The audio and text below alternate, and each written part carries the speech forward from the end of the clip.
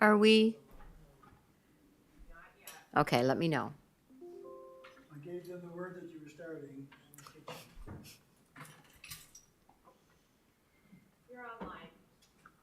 Thank you. Good evening, folks. Welcome to our budget meeting. I'd like to call this meeting to order. And we'll start with a land acknowledgement. I would like to begin by acknowledging that we are in Mi'kma'ki and the district of Spaghetti, the ancestral and unceded territory of the Mi'kmaq people. East Hants further acknowledges the 50 African Nova Scotian communities whose 400-year history have contributed to the province's culture, history, and legacies. We are all treaty people. First, I'd be looking for the approval of or amendments to the agenda. Second. Moved and seconded. All those in favor? Aye. Next, we'll be looking for the approval of the minutes of the budget meeting held January 30th, 2025. Moved and seconded. All those in favor? Aye. Okay. Tinley is joining us virtually. Yes. Okay, we're going to go straight to the review of draft 2025-26 operating budget with Wade. Yeah, thank you, Madam Chair. So continuing tonight, reviewing various slides related to the operating budget for 25, draft operating budget for 25-26. I will try to move fairly quickly through these slides tonight, as a lot of these slides actually relate to things we've already talked about at some point already, or we're going to have some extensive meetings later on in our budget process about some of these particular products or topics. And, but of course, if there's questions as we move along, just let me know and we'll try to answer them. So when we stopped last week, we were right around this slide here, about slide number 34, where it was comparing the 24-25 budget versus the draft 25-26 budget, and what are the differences that make up basically the increased overall expenditures of $2.58 million, or $2.528 million. And this document that you see in front of you kind of breaks it down by various categories of what the differences are. And we started to talk about this last week, so I'll continue where we were. So we talked about the departmental budgets, which will be fairly in-depth when the CAO goes over the business plan documents next. And I did mention one item, just talked about the finance number here that was explained by a couple of fairly significant numbers. And I'll just touch upon a couple of other items in these as we move along. As a, for instance, increase in non-departmental revenue. One of the big items in that, of course, is the increase in the deed transfer tax assumption that we have. Last year it was $3 million, and this year we're assuming $3.3 million, so it's an increase of $300,000. Then here, overall increase in transfer and appropriations. As an example, we've already talked about the increase in costs related to school board costs, $846,000. An increase in the RCMP policing costs of around $300,000 as an example. Here, overall increase in transfers to reserves, a whole wide range of miscellaneous items in here. I'll just talk about the top one, growth management grant, municipal buildings, an increase of $32,000 from last year to this year. And if you recall, that whole growth management grant issue is something that was brand new last year in relation to the deed transfer tax and how we were amending the budget policy. This slide is representing the overall expenditures for GTR. And it's interesting to note that when you look at basically four areas, RCMP, mandatory provincial transfers, the assessment cost, which is basically the PVSC cost we have to pick up, and at the end of the day, fire protection ends up in our expenditures as well as the revenue. But when you look at all those four areas, essentially that makes up close to 43% of the GTR expenses. And one could argue that the vast majority of those expenses are really not truly controllable by the council itself. I think one of the most important sections in these documents talks about the tax burden, and I'll just go to the definition of it. Tax burden really is defined by this formula here. It's the assessments times the general tax rate plus the assessments times the specific area rates for a particular property, plus the number of dwellings times the waste management fee equals a tax bill, but you also have to figure in what the water usage is for that particular property. Cubic meters times the wastewater management fee equals the total tax burden. So there's about 4 or 5 different tables in this document that talks about tax burden. One from just if you look at this one, it talks about just the general tax rate burden, but in reality, this is not as important in the next page, which is the all-inclusive tax burden. It includes all your area rates for particular areas. And as you can see, we'll just look at, let's just take one and have a look-see at it. Enfield, Lance, Elmsdale serviced a property that had been at $200,000 in 24-25. Going up to 25, it's going to increase to $203,000. And the total tax burden in 2024, see, I lost my place now, 2180 versus 2209, so the dollars is 2925 increase, which is about 1.3% increase. So that's your tax burden, including area rates for that particular. And you can see there's examples here for all of the various, or a lot of the various areas that we have in our municipality. The next 2 tables are all about historical tax burden. Again, one is focusing on the general tax rate, which again is a subset of what is, I would consider, the more important table, the all-in rates. And these tables are trying to demonstrate how we get to these 2, or over 5 years and per year when you divide it by 5, what the overall percentage change is in those 5 years, and what the overall dollars change is in those 5 years. So we'll just take quickly, we'll look at Shuby service, 200,000 in 2021, and 2025 goes up to 237,811 for the assessment. The total tax rate was 134 versus 1.19 in 2025. And the total tax burden in the respective years was 3,231 versus 3,432. So when you look at that over 5 years, that's a 6.2% increase, or $200, which is, when you look over 5 years, that's 1.24%, or $40, on average, just averaging over those 5 years.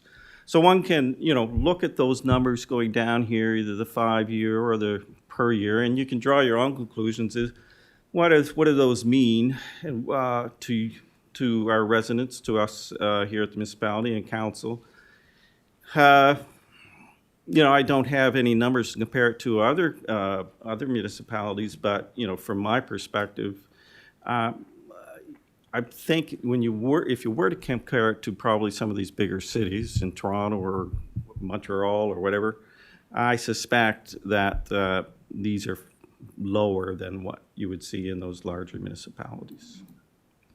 The urban services rate, this table is just simply demonstrating that there's really no change in the draft 25-26 budget for the urban savings rates, other than the Milford residential USR going from 36 cents to 38 cents. That's the only one at the moment in USR. These pages here that you see, there's, I think, 3 pages. Let me see here. Yes. Sportsplex, starting on slide 47. So next Tuesday night, we're actually going to have a fairly involved session on the Sportsplex, talking about a wide range of issues. So I don't plan to spend really any time at all in the Sportsplex, other than talk about, we're going to next Tuesday night is fairly involved. It probably will take up the whole session if we're able to get through the business plan tonight. Talk about capital projects, we'll be talking about these operating budgets, we'll be talking about revenue assumptions, whole wide range of things. So I'm not planning on making comments in any detail on this tonight. Whoops, and this slide was just talking about other tax rates. Again, other streetlight rates, no changes in the draft budget for those for this year. The fire departments, we have talked a little bit about the fire department so far, and the 24-25, or the draft budget with the tax rates as they are, we're indicating an overall increase of the levies themselves of $363,000. And as you can see, we've added some analysis in here in relation to what some of the more rural fire departments will get in relation to the growth management grants, which again was mostly a new feature from last year's budget changes. And there is a topic that's ongoing at some point. I don't know when council wants to address this, but we have heard from the Lance Fire Department that there was a desire to increase the levy rate by 2 cents in 25-26. And I just found out just a little while ago that Elmsdale is also desiring a 2 cent increase in 25-26 as well. So it's up to council if you want to wait and see if there's any other fire departments are going to come forward and vote them all at once, or it's up to you if you want to try to address those tonight. So whatever council wants to do in relation to that, Madam Chair. Perhaps I'll just finish my slides and we can come back to that topic, what council wants to do. If I can just Yeah. interrupt. Sorry. Councillor Tingley would like to make a comment.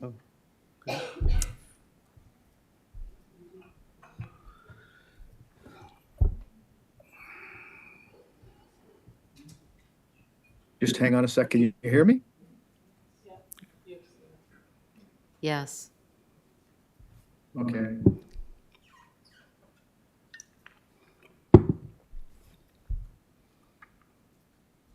Okay, so Lance Volunteer Fire Department is requesting a 2 cent increase in the fire levy this year for 2025-26. And they state that the reasons for the request are their fire hall has reached its at the end of its lifespan. It no longer addresses the current or future needs of the community and department. A funding model to construct the new fire hall has not been identified, and they believe they will need an increase in funding to move forward with planning construction of a new fire hall.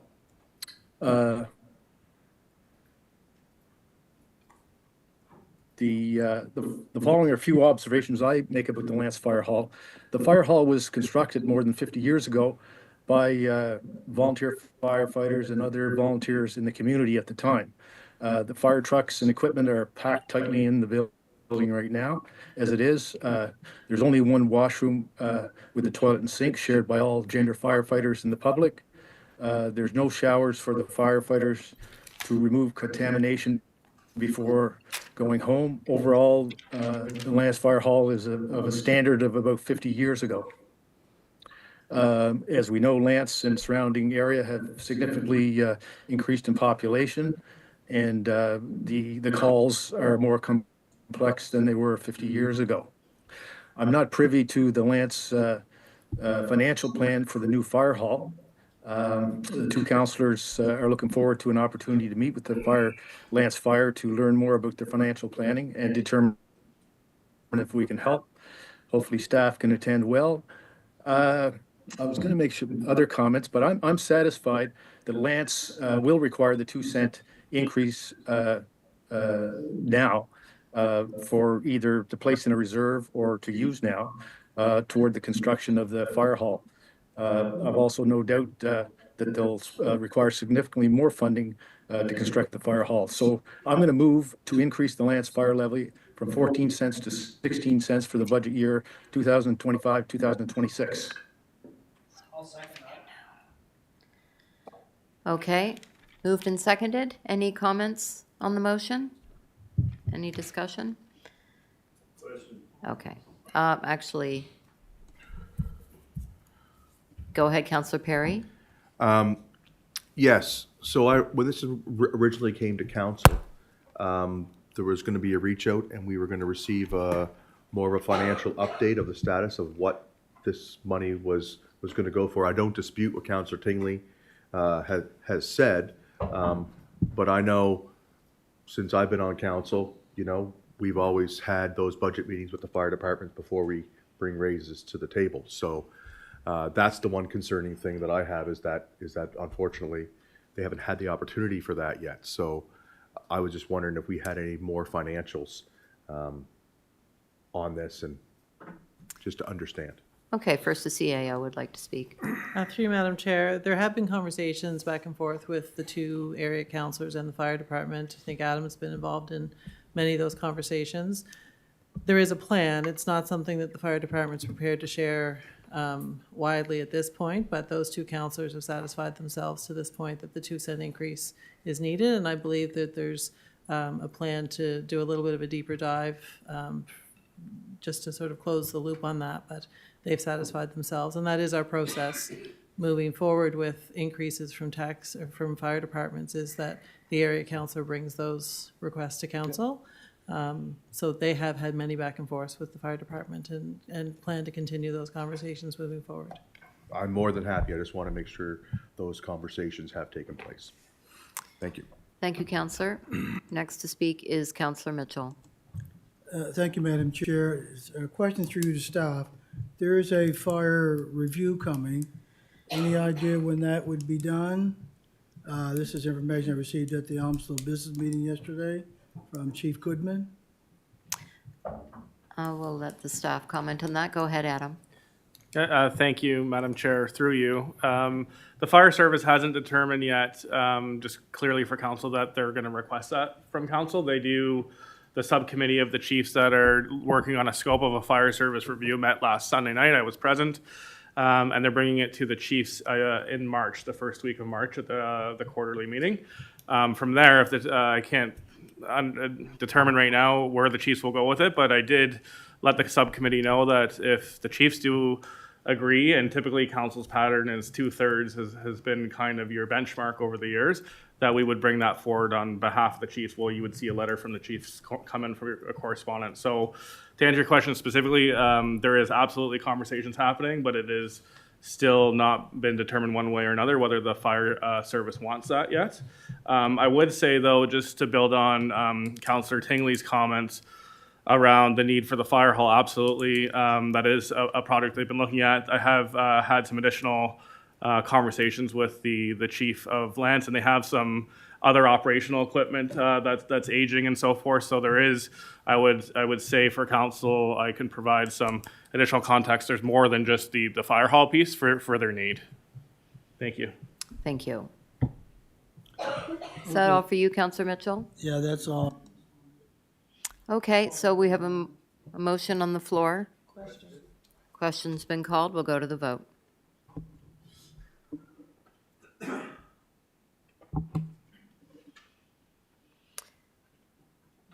And the motion has passed unanimously.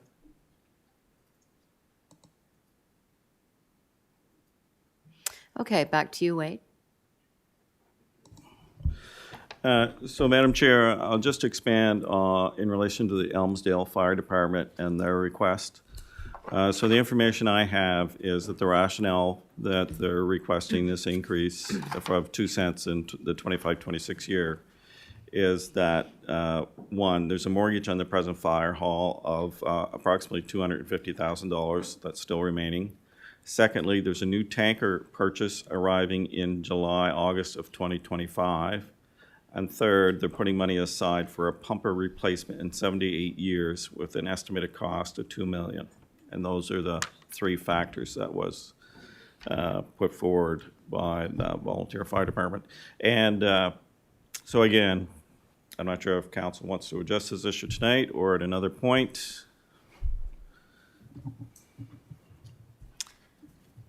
Go ahead, Counselor Mitchell. Yes, based on the information that I shared with Wade, I'll make a motion that the Elmsville Fire Department, the fire levy increase from 14 cents to 16 cents for the fiscal year 2025, 2026. Okay, on before the motion, Counselor Rhino.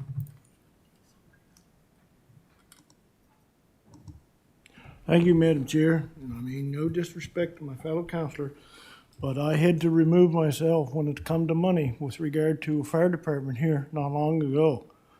So would not that be a conflict of interest in creating that motion? I mean, fair's fair. I'll support Elmsdale Fire, but if we're if one is in conflict, then that would, to me, be the same thing on that.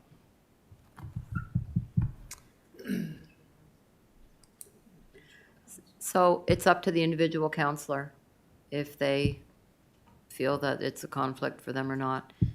Counselor Mitchell would like to weigh in on that. I have no problem removing myself for the vote. Well, is it removing yourself from the vote or making the? Okay, I shared the information with Counselor Hebb, so he can make the motion if he so desires. Remove myself, since I'm not really part of the Have to have the motion withdrawn. Okay, so the first, motion, and I'll, were you the seconder? So you were in agreement with that? Okay, so the motion was withdrawn. And Counselor Hebb? Thank you, Madam Chair. I'll put forth the same motion. Okay, and on before the motion, oh, okay. Okay, so, motion was made and seconded. Any discussion on the motion? Question? Question's been called. We'll go to the vote.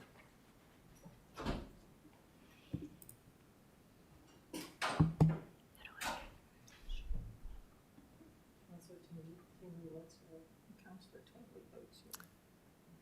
Okay, so, We're still missing two people. One person. okay, so the motion has passed unanimously. Thank you. Okay. Next to speak is Counselor Rhino.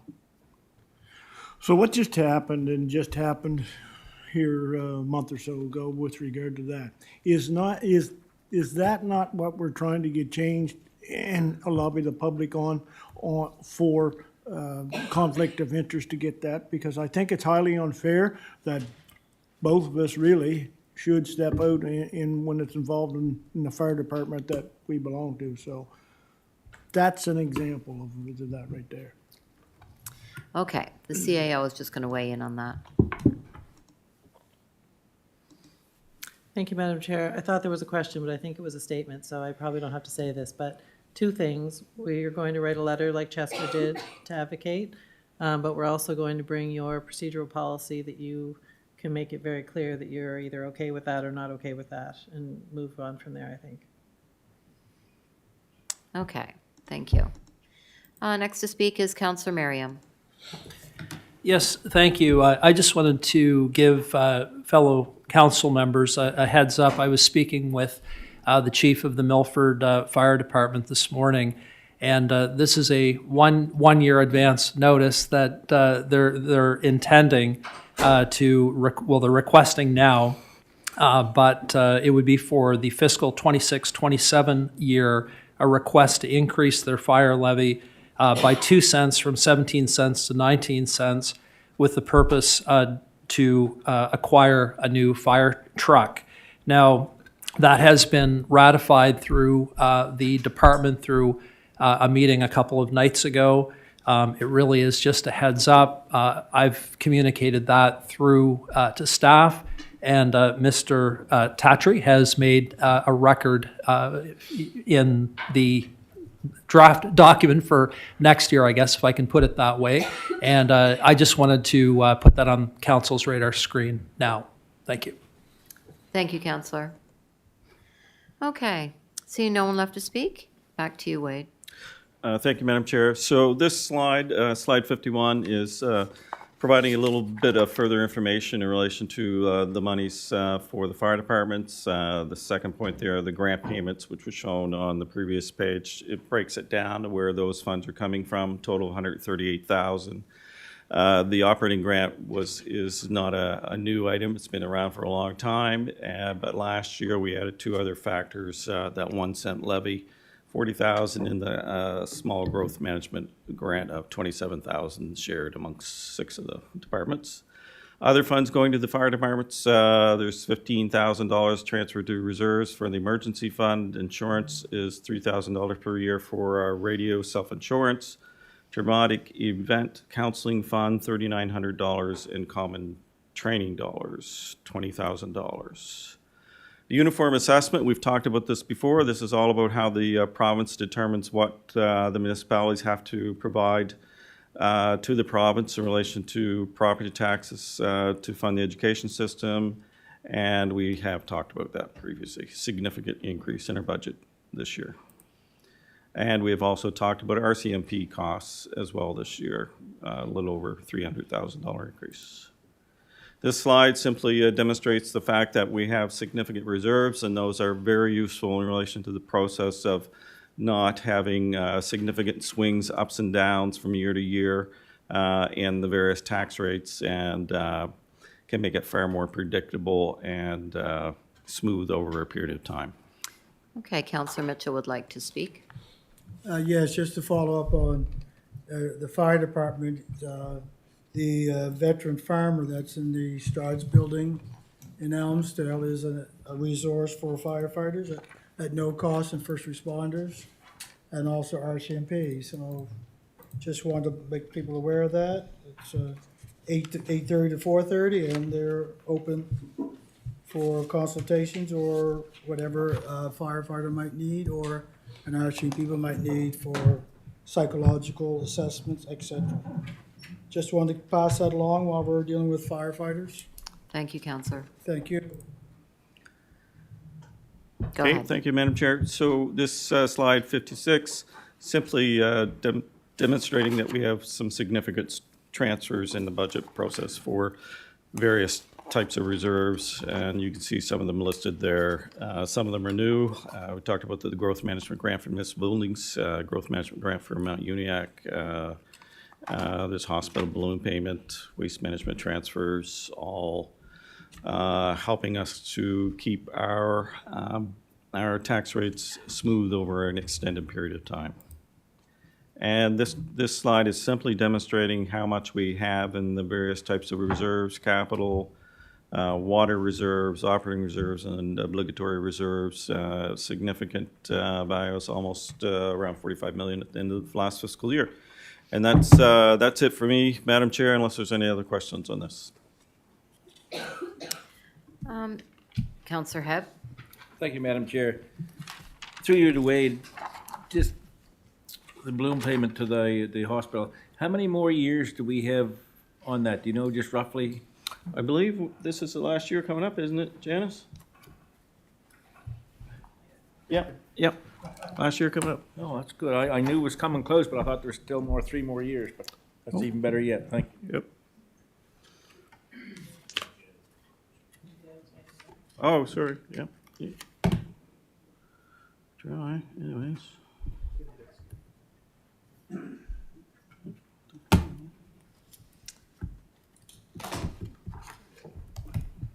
Not responding, sorry. Just give me 2 seconds, Shirley.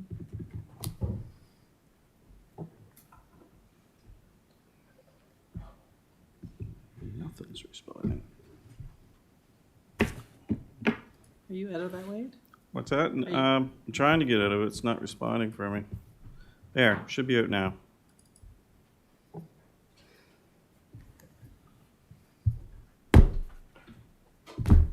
It's opening. It's a large file.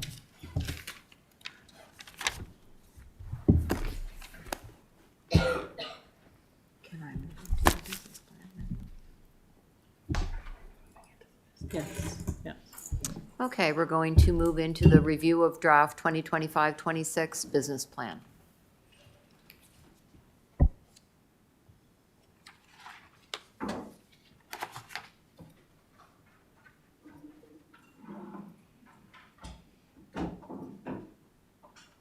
Okay, perfect. So councillors, your document is made up of different tabs in your hardcover document. Wade has just gotten through the tax analysis, the operating budget, all of the larger numbers. I'm going to take you through the business plan. Your business plan ties back to your strategic plan. It starts with a message from the CAO, which talks about all of the work that we're doing this year. It sort of breaks it down between the 4 key pillars that you have in your strategic plan. And that's really, if somebody wanted to know sort of what's on the table for this year, they could go to that more executive summary and have a good read of what's going on. Then you get into the all of the business plans for each department. They're very high level from a reading perspective, so you've got to kind of think, okay, what is it that I'm looking at in each department? It's outlined for everybody. And then we go through sort of a description of all the annual planned activities. So everything I'm going to talk to you about tonight are the new things, new services, new projects, really quite a few that you already know about that are ongoing. But behind the scenes, there's always that annual planned activities that we do just to deliver services and keep the lights on. So there's a description for each department of what those annual planned activities are. And more for, I think you folks probably have a good grasp of it, but for the public who picks up this document and wants to know what East Hants does and is, this document's the one that they can get a good feel for.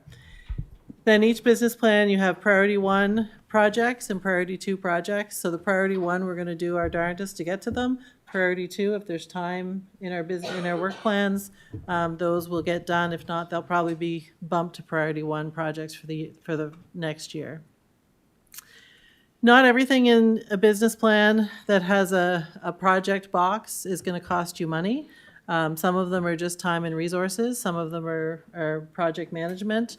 So if there is a dollar value associated with a particular topic, then that's in your business plan, quite well outlined as far as variances and whatnot. And then each department, I can start by showing you the council one as an example. Each department has a variance table in the document. This is council's. So basically, you can go through this as a counselor and say, what's different from last year to this year? And there's a brief explanation there. And this is the time when we would talk about some of the differences. We'll outline them for you in the project boxes in the document if there is one. And then we also talk about, for each department, the increase and decrease in reserve transfers. So the very bottom line for these variance tables is that net impact on the general tax rate for this year. Now, of course, as you take money in and out of reserve, that's going to impact your general tax rate over time. But the net impact of what's causing that variance that Wade talked about is at the bottom of each of those. So we'll try and help you make some sense of what that is. You can go through all those variance documents, make sense of it, but some of them we try and balance them sort of down to the dollar. So some of them get a little nitty gritty, I guess, when you get into looking at them. But we can, between 4 certain people in this room, we can explain pretty much every number in this document. So we'll start with that. So as far as council goes, you have your own cost center. The total net budget for council is $586,000 this year. The net impact on your general tax rate this year is fairly minimal. You're about $1,000 of the increase. Various reasons for that, but primarily the biggest increase here is your 1.5% CPI on your honorariums. That's a policy of ours to increase your honorariums by CPI, which is the same as CAP this year, 1.5%. The biggest decrease here would be the beautification grants have gone down by $11,000 compared to last year, because last year council made the decision to have that one-time refresh when a new council came in for those beautification grants. So you don't have that this year. So those are each $2,000 per year moving forward. Councillor Reiner would like to speak. Thank you, Madam Chair. And as I see, this is at $11,000, which I assume is the $1,000 Yeah. per thing. Okay, I got to explain to you that with the different alignment of boundaries, District 5 has gone from basically into two boundaries from one.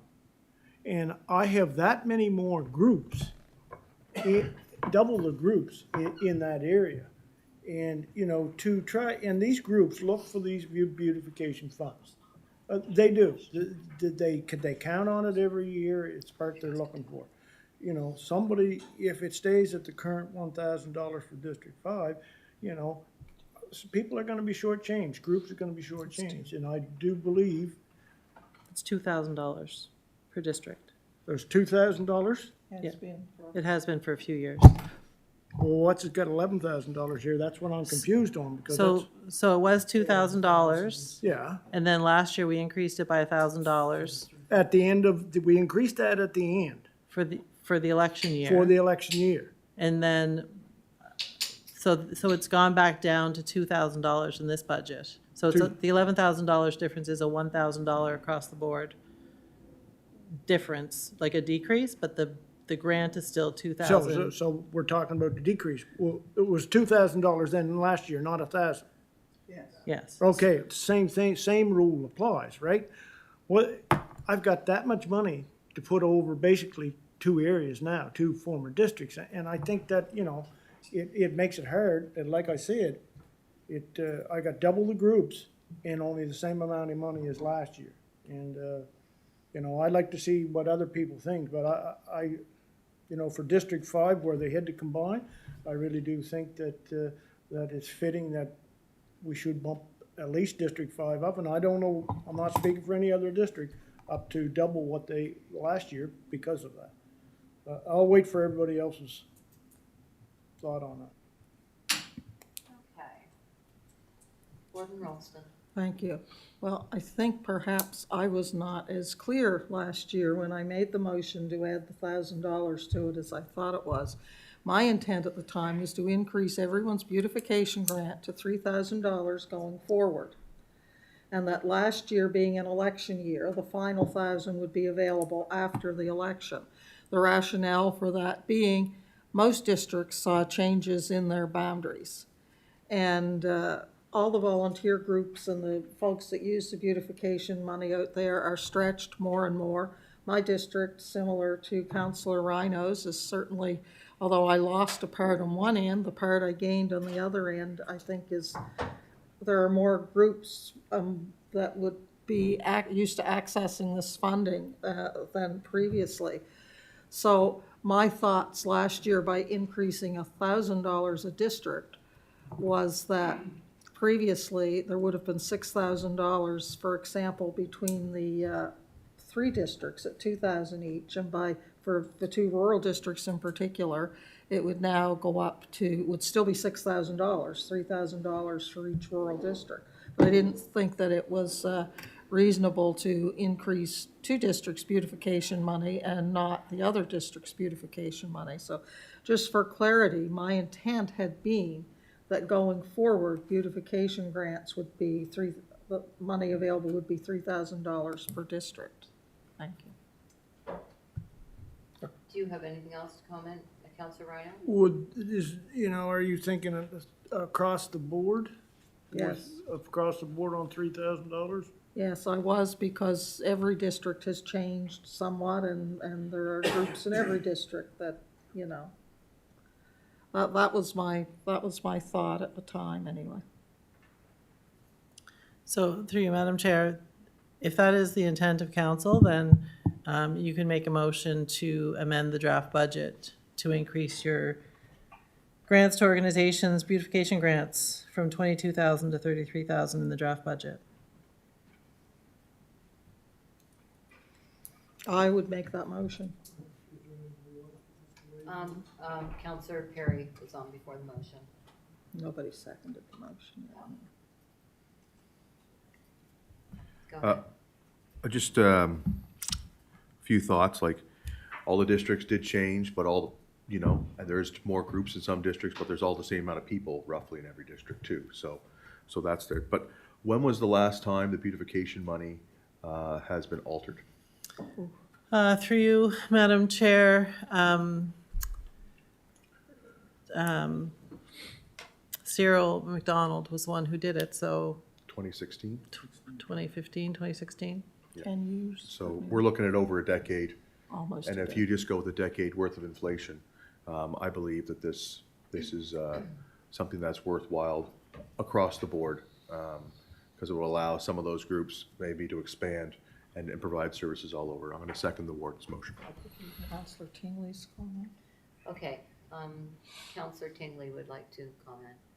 And I don't know, well, I can read his comment. He feels that it should be related to population. Okay? Counsel, Can I speak? yes, go ahead. Through the chair, yeah, I think it is related to population, regardless of the geographical size. But are we having more people come forward and make these requests? Probably varies by district. Through you, Madam Chair, that does vary by district. I think it depends how active the community groups are and how aware they are of the existence of the grant. I don't have the numbers off the top of my head of where those balances sit. If you don't spend your beautification money, it goes into a reserve, and then it rolls over Okay. to be used. Yeah. But there's certainly funds that are used. That's it. Okay, thank you, Counselor. Okay. Next to speak is Counselor Musa. Thank you, Madam Chair. Well, this beautification fund is well spent, and lot organization take advantage of it. And I would like to ask the two councillors from the rural area if 3,000 is enough, or should be bump it a little more, because now we have more area that you can spend on, and what you could buy now with 3,000 is not enough to what you used to be able to buy for 1,000 back then when we put that. So I would like to hear from the other councillors, and we do it once for all. And Okay, next to speak is Counselor Hebb.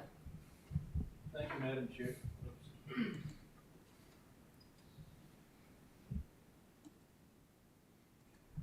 Thank you, Madam Chair.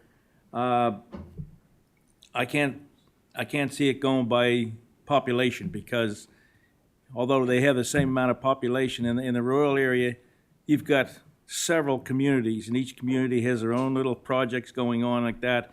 When you get in the urban area, it's combined. There's only so many groups there. But when you get out in the rural area, there's a lot of small groups out there that do a lot of things for the community, and the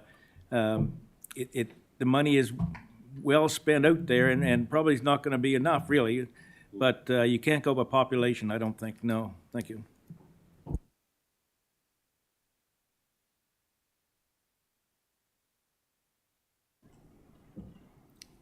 I don't remember what I was going to speak on now, so I'll take myself off. Thank you.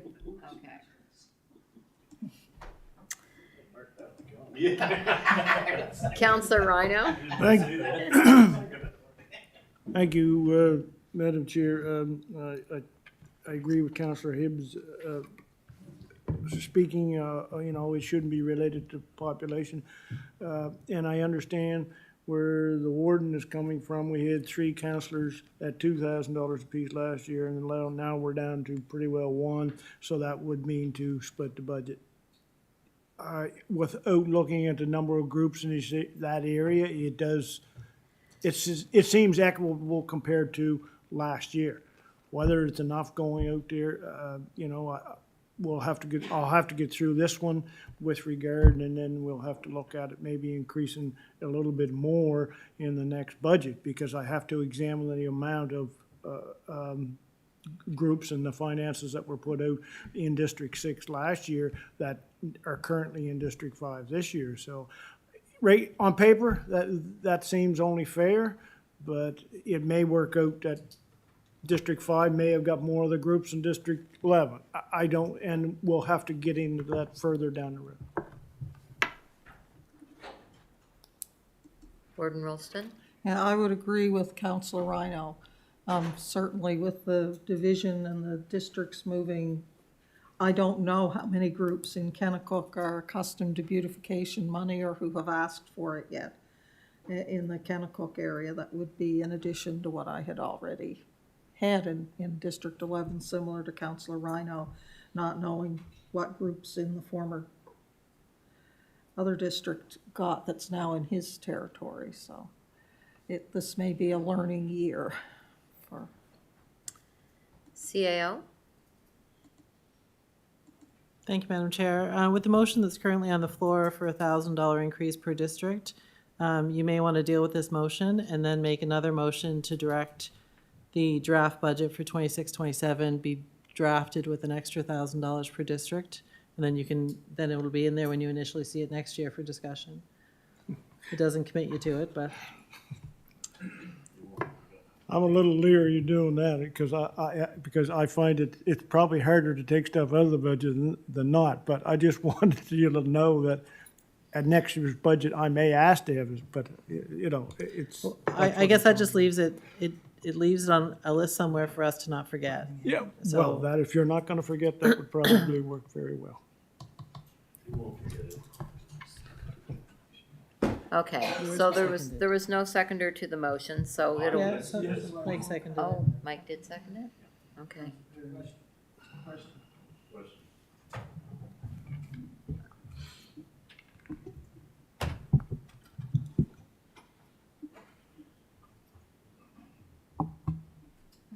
Councillor Tingley hasn't voted yet. It doesn't.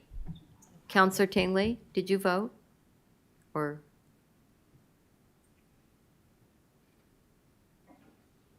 Yay. yay? Okay, so the motion has passed unanimously.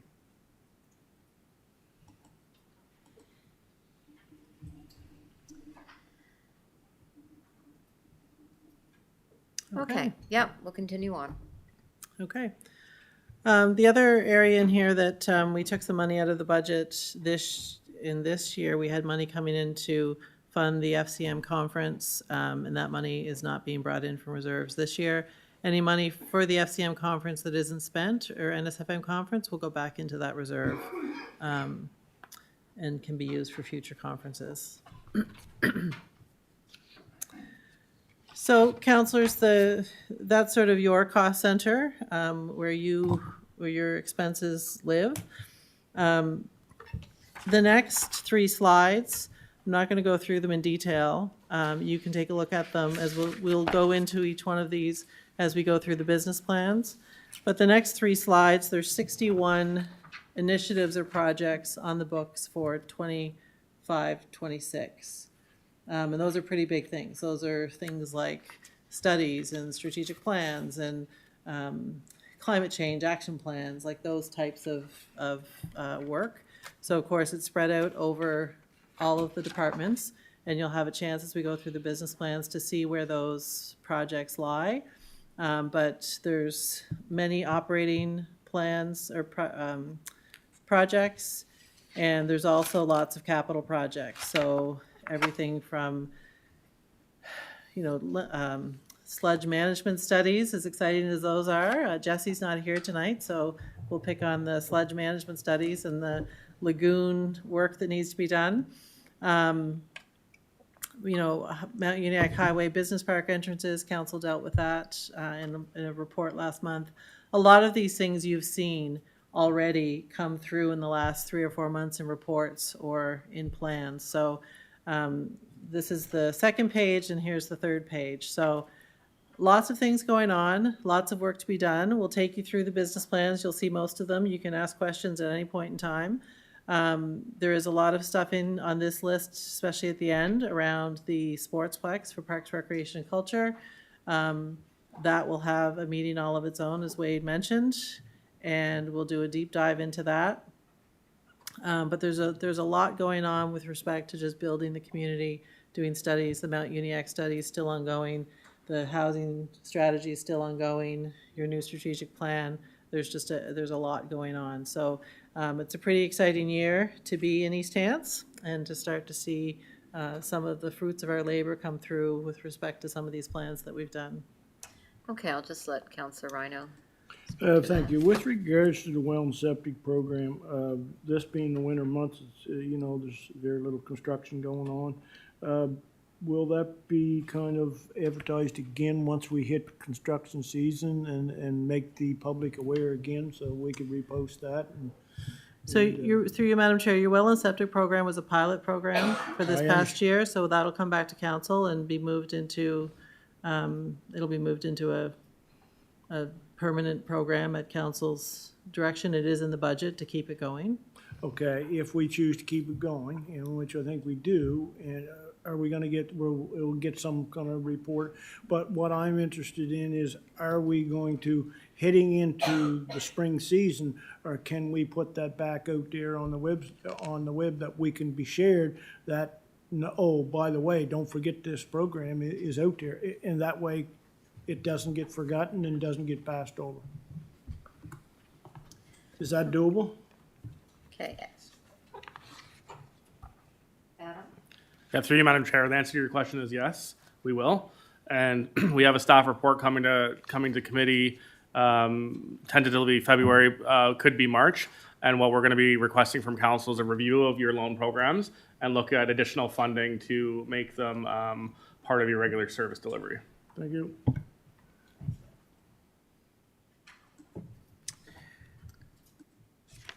So councillors, the next item in the business plan is the office of the CAO, which is my office. So the variance plan, the variance table for this sits on page 24. And what we have on each of these slides for the department is sort of some of the higher level things that we thought council might want to know about, the public might want to know about. So I wanted to use my office just to explain how that table works. If you turn to page 24, the net impact on the general tax rate for the CAO's office this year is $160,000, $159,000. The very first line of each of these tables is where your salaries and benefits are located, or the change. So, councilors, if you go to the tab that says business plans, and on page 24, table 3.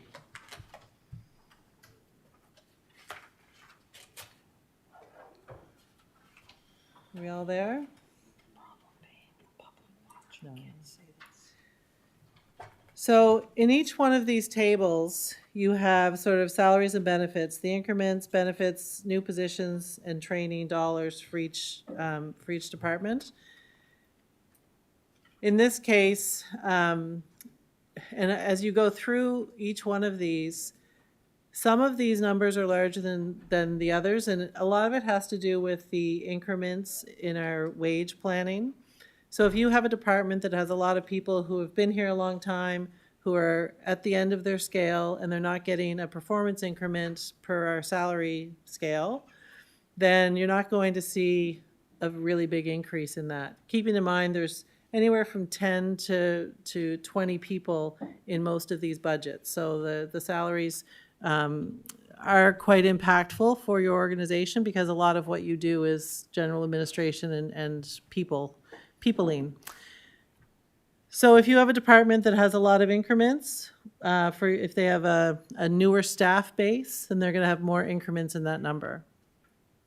There's also any new positions in that number. So in this budget, there are 3 new positions. One is here. It's an administrative position shared with corporate services, and we share one now, the CAO's office in corporate service.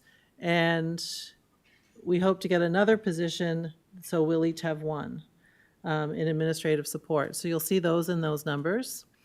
And you'll also see any benefits, training, that kind of thing. The next line item is money that was budgeted last year under finance and was reallocated to these departments for the salary review. So the sort of that market review that we do every year. So there's 2 salary numbers generally in there. One is this year's increments, et cetera, and then the other one is the market review. The market review is budgeted for the whole organization under the finance department. and this year is the same number as last year, save maybe $2,000. So you won't see a big variance there. So it is a little confusing, but every table starts out the same, so I wanted to explain that a little bit. So in my office, we have increased the organizational training budget by $32,000. We have more staff, more training. One of our core values is learning, and people are really leaning into that. And we're, I think it's really good. We're actually spending our training budgets now. We didn't for years because people didn't have time or availability to go to training.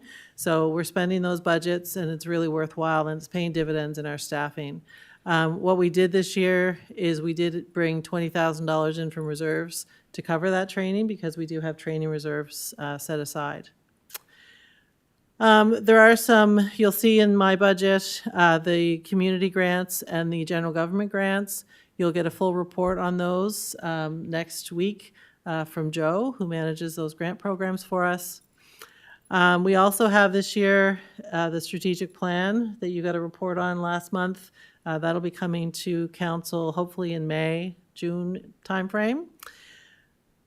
And there is a few dollars in there to replace the signage and whatnot and the communication of the plan, but for the most part, that plan's being done, all of it's being done internally with your senior management and your staff, so there's no cost to do that, but there's certainly a human resource cost to it. It takes quite some time.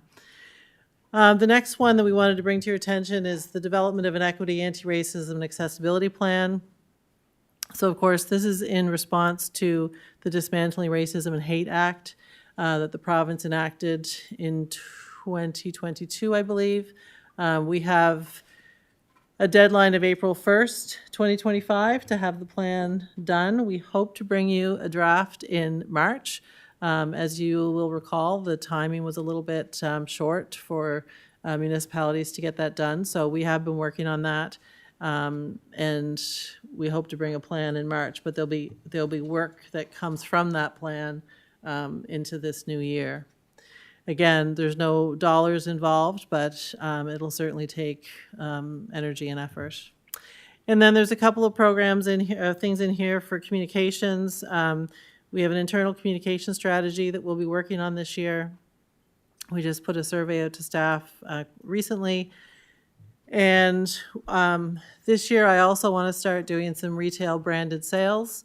We often get requests for branded flags, hoodies, that kind of thing for East Hants, and we don't really have anywhere where we sell we sell product at Burncoat Head Park, but that's really our tourism offering. I hope to get a place where we can sell clothing, either online or at the Aquatic Center at the Sportsplex, and branded flags for people who want to buy those through. A lot of people request them for their cottages or their homes or whatnot to fly them. So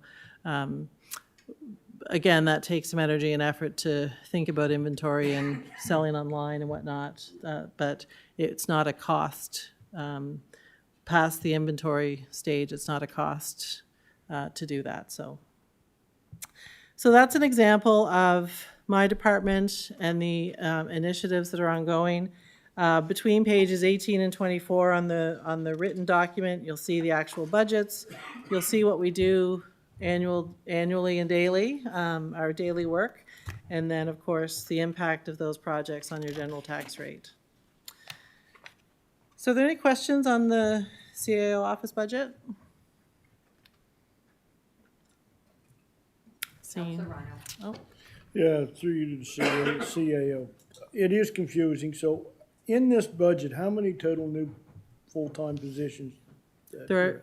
In this draft budget, there's 3 new full-time positions. Across the municipality? Across the whole municipality. And last year, we had an increase of 9? That sounds about right, 9 or 10. Okay. I'll speak on that later. Thank you.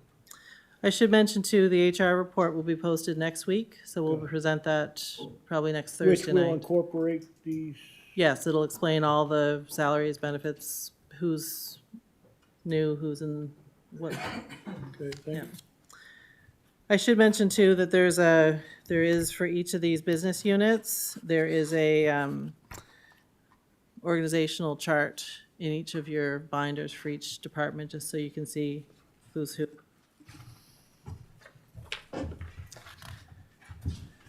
So next on the list is corporate services. So corporate services starts on page 25 of the document.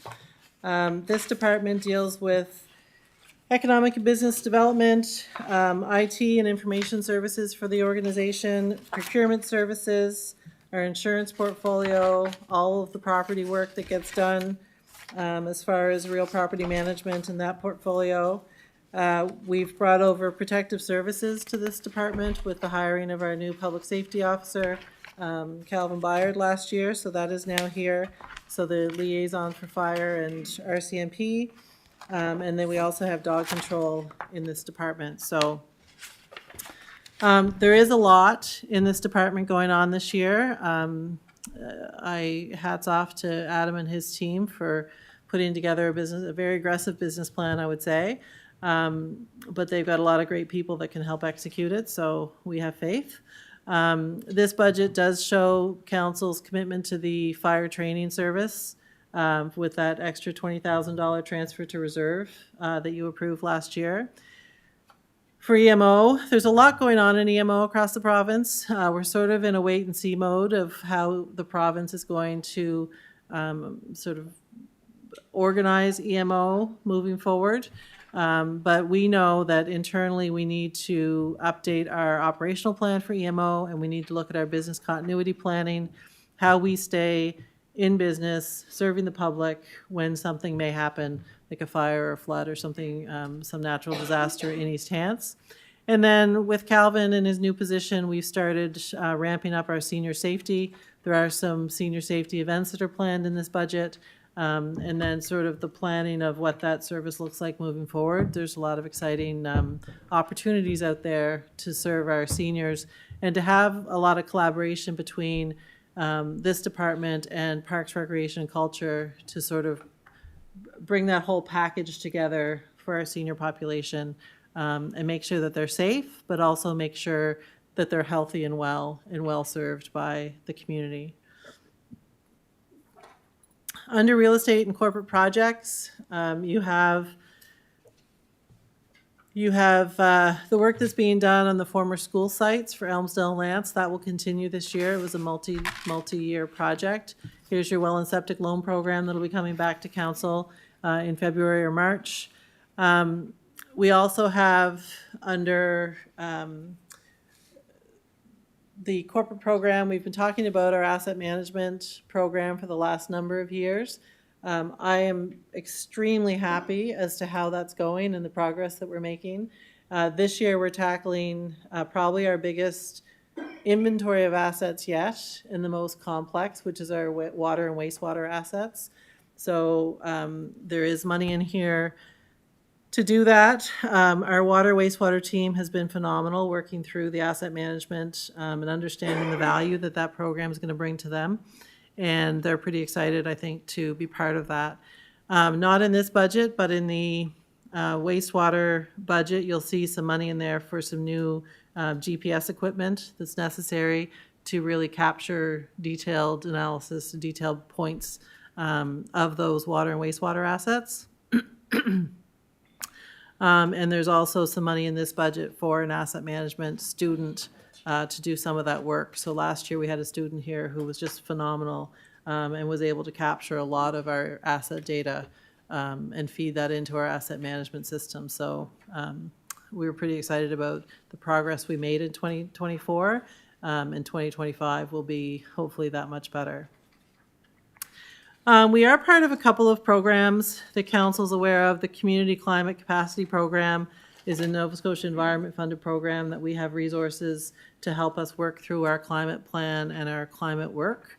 We've also part of the Nova Scotia Roving Municipal Energy Manager Program, which allows us to do our energy audits inexpensively and really plan for how our buildings can benefit from energy retrofits.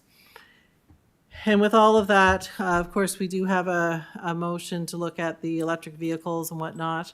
that'll be part of overall our municipal climate change action plan. So that plan, we have one now that was created in 2013 as part of getting our gas tax funding before the 2014 agreement was signed. That plan desperately needs to be redone, especially in today's world with this council's commitment to climate and some of the work that's being done. And I'm not sure if council's aware, but we do have, we're planning on having a maternity leave in that department this year. So we've spaced that whole plan being created over 2 years just because of resourcing and making sure that we have the right resources in place to do that. So lots of really exciting work coming up for climate and real estate projects. We do have some money in the budget for cybersecurity initiatives. You won't see it described in the budget, but if council wanted to go in camera, it's the type of thing that we wouldn't share in open public due to security concerns. So if council wants to go in camera and talk about cybersecurity and whatnot, we can do that. For our economic and business development folks, they have their new strategy that's been approved this past year. They've been working on those higher level initiatives under that strategy that council approved. This year, their priorities are going to be creating sort of marketing cut sheets for the Uniacke, Rawdon, and Fundy Shore Central area. And those are really to highlight the value propositions of those regions for prospective businesses that are thinking of investing there. They're also working on community and economic data profiles for East Hants, so that really is an in-house web-based program where people can go and find out sort of the market analysis around East Hants and the different areas, which is a significant part of their new strategy moving forward. They've got a business climate survey, which is key to our provincial cost-sharing agreement. That is one of the initiatives that is under that cost-sharing agreement, so that will be taking place this year. And then following on from our 2017 retail analysis that was done, the intent is to do a commercial, industrial, and retail demand to market analysis. And that sounds, why might we need something like that? We have investors coming in all the time looking for reasons why that they would want to come and set up in East Hants, and these documents are really valuable to those and have been key in bringing some of the businesses that we have here. We also have to continue our discussion on public transit. So council has a lot of work to do on public transit to figure out who, what, when, and where, and if. So we will be continuing that conversation with you. Graham's working on some reports to bring back in the next month or two, and we'll keep that conversation going definitely throughout 2025. The last big thing for this department, we touched on this last month when we delivered the procurement report to you. The province has, in fact, rolled out their new procurement policy, albeit very quietly, but we have seen it, and we are working on updating our own procurement policy in relation to that. So I'm not sure when you'll see that, but it'll be into 2025 and probably fairly early into 2025 when you get that report. That's a good example of something that doesn't cost us a lot of money or any money, but it does, it'll take up a significant amount of time to take on the review of a document that's so key to everything we do and to how council shows up to the public and managing that public purse. So good example of a key project for next year that you don't necessarily have to spend money on, but it's important for the organization.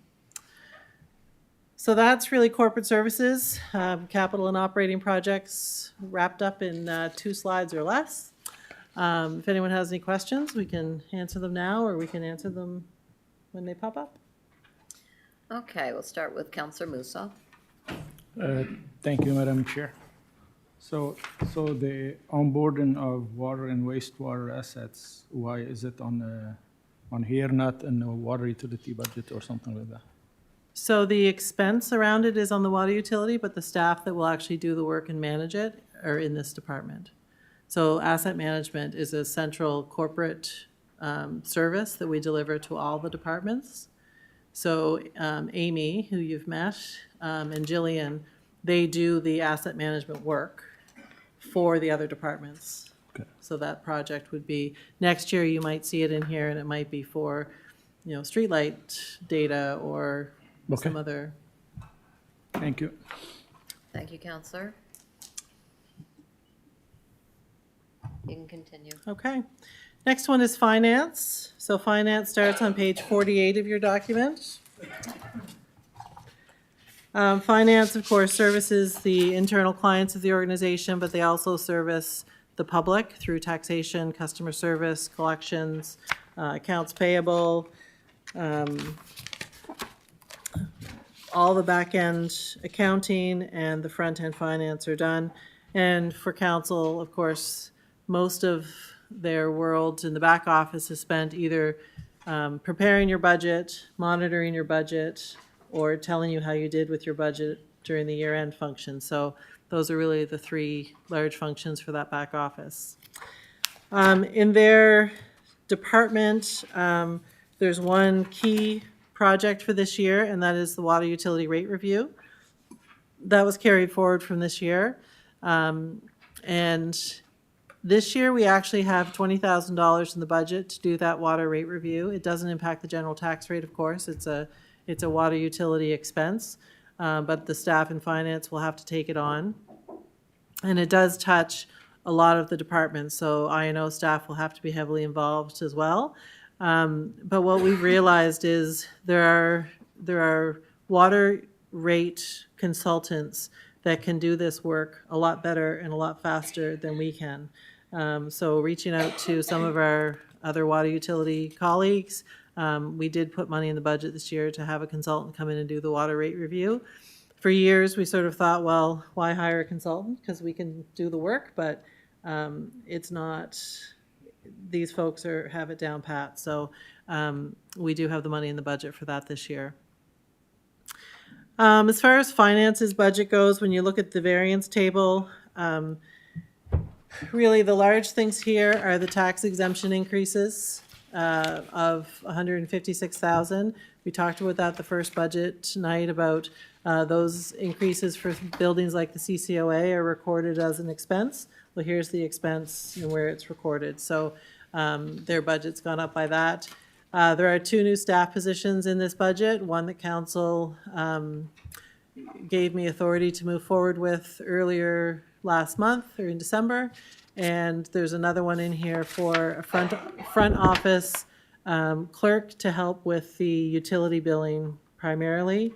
And it's a significant amount of work in that front office with the increase in tax accounts, the increase in utility accounts, assessment changes, all of those things over the years, and they haven't had new resources in that front office for a number of years, probably at least 10 or more. So the time is now, I think.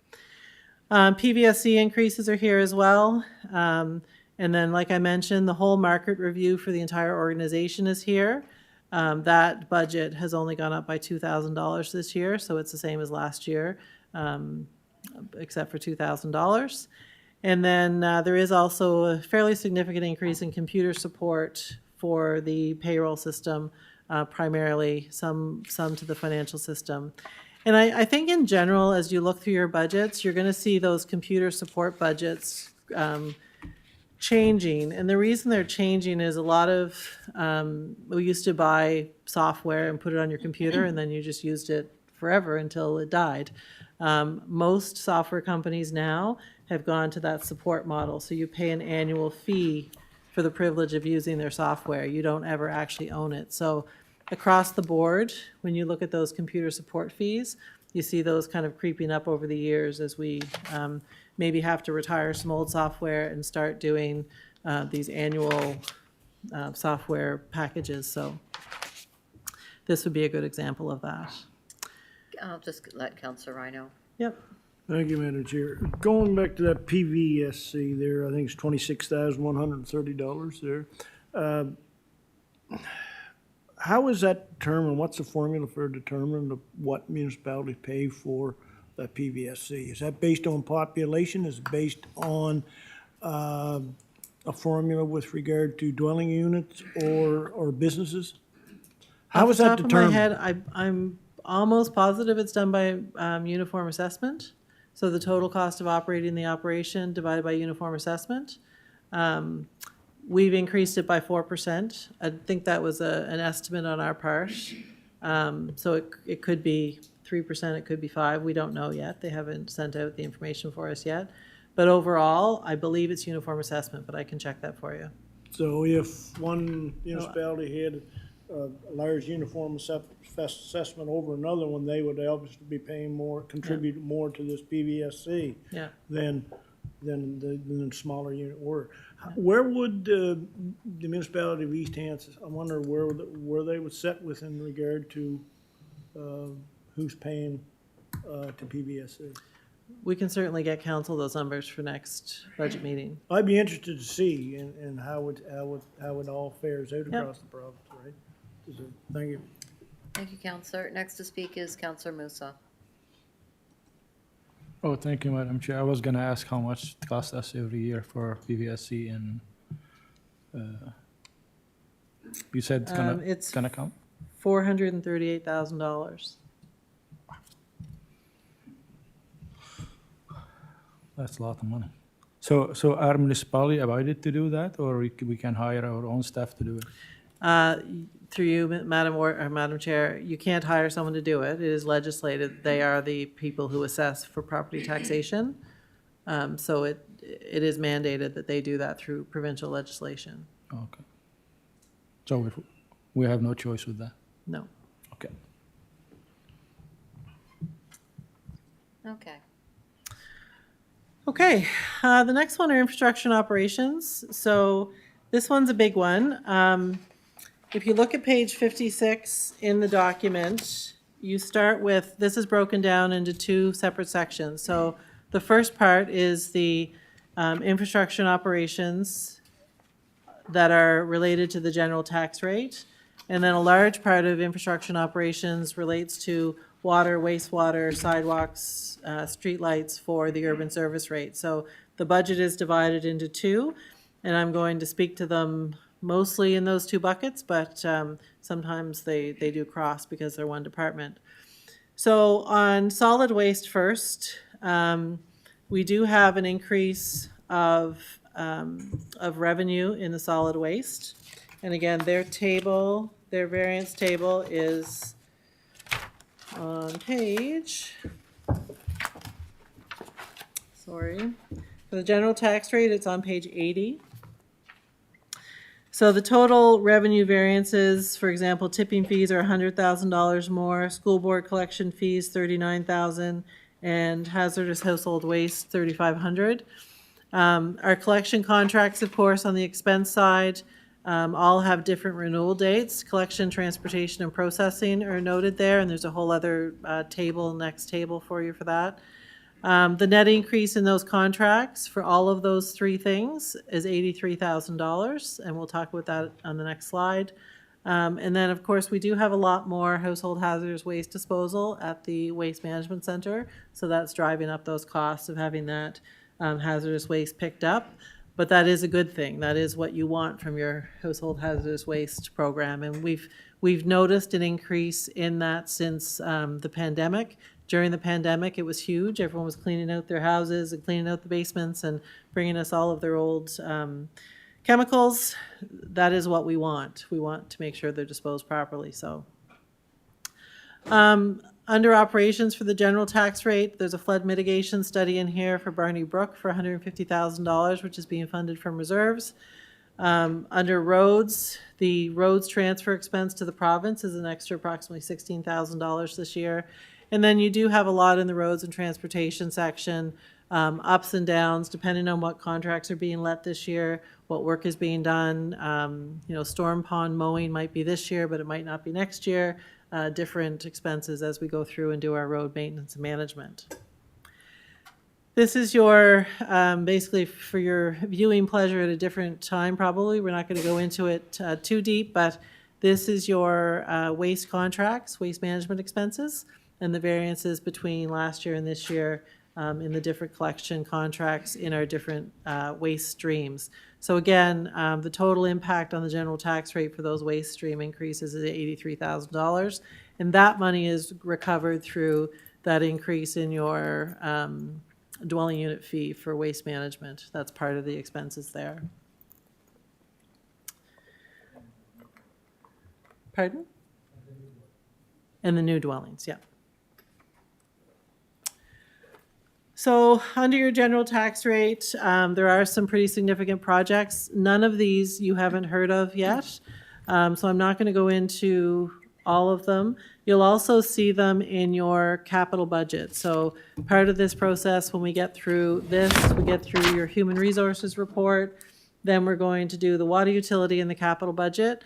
You won't be asked to approve these business plans until you're through that capital budget. So if there are changes to be made or you want to do a deep dive into one of these bigger projects, then that would be the time to do that when we talk capital.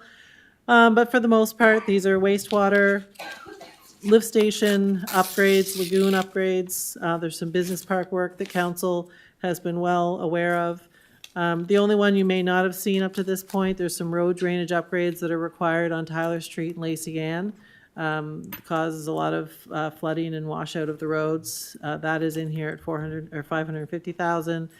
And the Uniac Business Park entrance improvements in your, I just wanted to point out in your business document, there was an older number in there, $470,000. The number in your capital budget moving forward is $530,000, which is in tune with what council saw in your report, which was the $500,000 plus $30,000 for design. So you've seen that in a report in the last month or two. And then, of course, we're still working through our traffic calming. We had a 3-year plan. This is year 3 of that 3-year plan. So then once that work's all done, we'll evaluate the effectiveness of that and then work through where we go next with our traffic calming improvements. Anecdotally, I think you're probably seeing a lot of great results from that in your communities. So the next question is, where do you go next?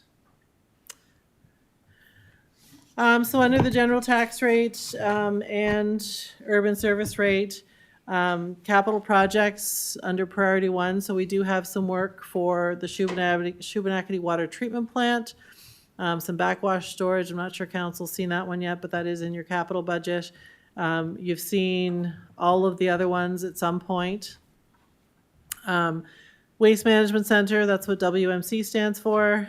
There's a septic replacement scheduled out there this year, and another storage container, which we've been using those storage containers to manage some of our different streams of waste, and it's working out really well for that Waste Management Center. So there's also some work in here on one of those to get some air circulation and whatnot in one of those containers that staff have to work in for occupational health and safety purposes. The rest of these, I believe, you've seen at one point or another. And again, you're going to see them in your capital budget, the bigger ones. The one you may not have seen yet is there's a red swamp crawfish in the Grand Lake watershed that is causing a little bit of havoc. It's an invasive species, so I think there needs to be some education around that this year for the Grand Lake residents.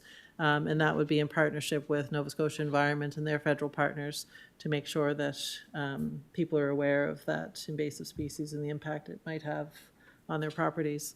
I'll just let Councillor have. Thank you, Madam Chair. Just a question for priority 1. Sidewalks and infield design, is that replacing sidewalks or is that going to be, is that new sidewalks? That would be replacing the old sidewalks for Enfield. The design isn't 5.1 million. Yeah. It's just we're doing the design on a project we anticipate would be 5.1 million. All right, thank you. You're welcome. The other one that's in here for next year that we anticipate getting done fairly early in the new year, we're kind of teeing it up now. For those councillors who were on the FAM tour probably a year and a half ago, there was a little building on School Road that's somewhat of an eyesore that's not useful to us, and that'll be coming down April of this year, hopefully. And then the non-capital projects, we do have the EPR, that's the transition to EPR for solid waste, which is huge this year. Council's seen reports on that. We're just going to play that through and work it through. And then we have the force main easements that we've talked to council about in the past. And then again, that Barney's Brook flood mitigation study for this year. Under the urban service rate, as far as rates go, your wastewater management fee, the tax analysis that Wade presented shows no change to that at $2.40 per cubic meter. The break even is $2.49. What's not captured from that wastewater management fee is made up in the urban service rate, so that sort of balances out. And the increase in that revenue this year is $51,000, and the Milford urban service rate, we've mentioned this to the councillor from Milford, but the urban service rate for Milford, because they don't pay that wastewater management fee, that's going up by 2 cents this year. We did some analysis, and Milford is generally underpaying for that service that they receive. So 2 cents this year, and we're probably going to look at another 2 cents next year as well. But they don't pay the $2.40 per cubic meter, so it evens out, I guess. So that's it for infrastructure and operations, very high level. Just going to, go ahead, Councillor Musa. Thank you, Madam Chair. So for the Uniac Business Park entrance improvement, is that priority one now?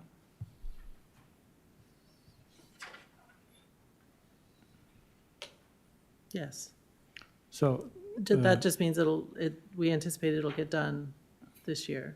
it's got to be done. Yeah, because I encourage every councillor to go see the new section of the business park over there. There's some humongous business there, like buildings like I've never seen before like that in the business park. And it's going to be a lot of traffic, so I think we should tackle that before those buildings come in action, because that urban plant is going to bring a lot of traffic there, and they're going to need every inch to maneuver there. Thank you. Thank you, Councillor. Next to speak is Councillor Hebb. Thank you, Madam Chair. Out of the Milford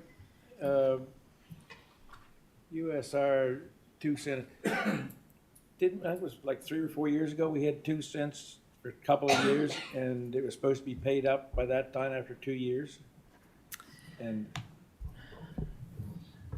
through you, the recommendation was, I think back then, I can't remember what year it was, but we did increase it.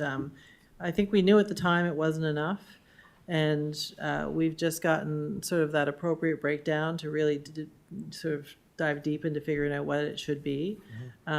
When you do the math on what people are paying through their water and what they're paying through their tax assessment, they're just not paying an equitable amount for that service for wastewater, for what it costs to run the Milford wastewater alone, like on its own.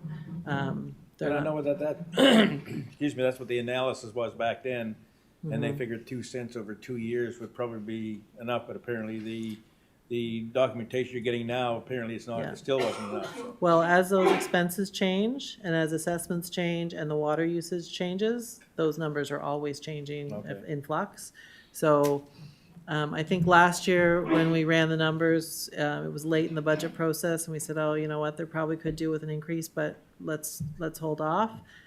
So the numbers are definitely showing that they need to have another increase to be equitable to those folks who are paying the wastewater management fee. Yeah, okay, thank you. Thank you, Councillor. Next to speak is Councillor Dixon. Thank you, through the chair. Just looking at the sidewalks in Enfield, we're looking at spending $5.5 million. That is a total replacement of sidewalks. Has that been approved, I guess, first of all? Through you, it hasn't been approved, so Good. that'll come through the capital budget, and there'll be a Right. full report in the capital budget. So we'll be able to at that discuss it at point. that time then. Yeah, and I think the standards for sidewalks have changed. So those old sidewalks that are 1.2 meter pavement are now 1.8 meter concrete. I guess what I'm thinking of, why don't we just concrete right to the highway?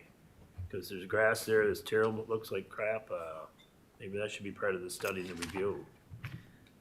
Through you, I want to say that DOT doesn't, or NSPW doesn't allow that here.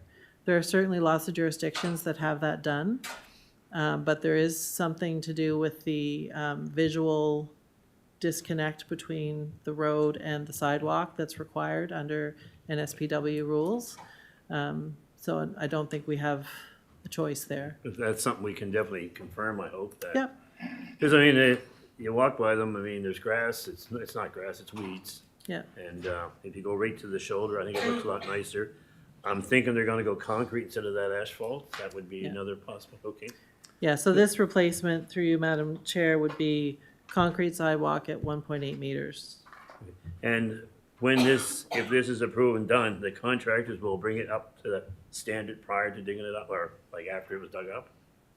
I mean, when they put a driveway in or anything like that? Yes, all they that's have- included in the project Okay. price, yeah. Okay, good for now, thank you. Thank you, Counselor. Next to speak is Counselor Musa. Thank you, Madam Chair. So, Kim, in this budget, is there any money for the business park? Like he was talking about weeds and like we gotta keep them looking good. Both parks, like we don't want our parks to be like we force people to clean their property. I think we should clean ours too. Yeah. Is there any money in there? There are for- funds in for here to do both? that. Enough Yeah. for both. Yep.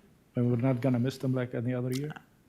We have learned our lessons, Thank you. yes. Thank you. Just get, okay. Next is Counselor Mitchell. Thank you, Madam Chair. Traffic calming on page 58, I'm reading through it, it says, install speed tables and permanent speed digital displays across municipality, but I thought that I heard the director say that there were gonna be some traffic calming, like speed bumps in Elmwood in 2025. I'll double check with him, and I don't see that as a list of any of the projects. Through you, Madam Chair, there was a list of those, there was a list in the original report that was done when this budget was approved. Okay, So if he said that they were in there for 2025, then that would be, okay. That I'll would be double this check year. when I see him. yeah. We can, Thank I'll have him follow up with you. Okay, thank you. Thank you, Counselor. Okay, you can continue. Thank you. So the next department, you can find the variance table for Parks, Rec, and Culture on page 104. Again, when you look at this department, it's a lot. The Parks Department, there's some big changes here. Just keep in mind that this department deals with all of your parks and natural assets, all of your buildings that you have, the aquatic center, all your leisure programs, your tourism sites, all of that. So as you go through this, sometimes it can get a little bit confusing because there is so much in this budget. This particular budget doesn't have the sportsplex in it this year. It's in a different section. But we'll be incorporating that into this budget next year as well. They do the work for it, and the projects are in here. The capital projects are in this business plan. So just starting out, in the variance table, there is about $362,000 net impact on the general tax rate for this budget. Some of that is salaries and benefits. $30,000 of the salaries and benefits is to pay to have the accessibility audits done on our buildings, which council had asked us to look at having that done in-house by staff. So that budget that you set for that is in that salary number to have those done this year. There's also a minimum wage increase for this year coming up, which of course in this particular department has a significant impact on your budget. The wage increase, April 1 is going to $15.70 an hour and then $16.50 an hour in October 1st. And we also, I should note, we have some wages that aren't necessarily minimum wage, but they're tied to minimum wage. So it's so many cents above minimum wage for, you have these qualifications, it's, you get this amount of money. So that increase impacts those folks who do make minimum wage, but also a number of our other part-time staff. The building and parks insurance alone in this budget is going up by $45,000. So the way that we're seeing our insurance go this year, not a huge change in my department for the liability insurance, but when you get into the physical assets, we're seeing that 15% across the board on those. So in this department, because they have all the buildings and park assets and vehicles and whatnot, it's a significant increase, which is part of that 362. Not really a huge budget impact, but we do have a couple of play boxes budgeted for. Those are really popular in the community. These two are budgeted for the Sportsplex area, so they can be used there. Your district recreation funds are up by $22,000, and Mount Uniac Recreation Fund is up by $5,000, and those funds are related back to assessment. And then if council will remember, we had $50,000 a year in our capital budget for the DAR line.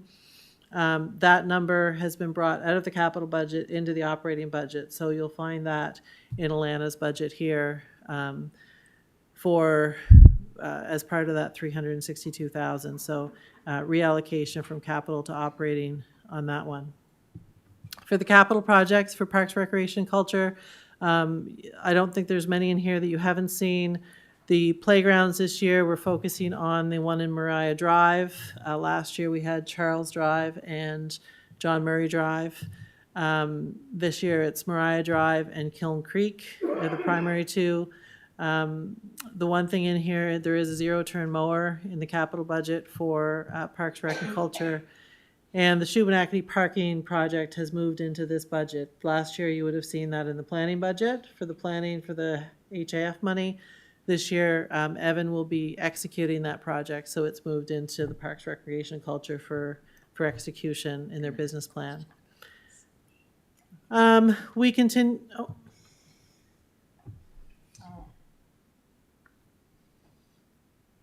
Sorry, the chair has asked me to take the chair as she has a question. Go ahead. Thank you, Madam Warden. I'm just looking at Kiln Creek Park, $800,000.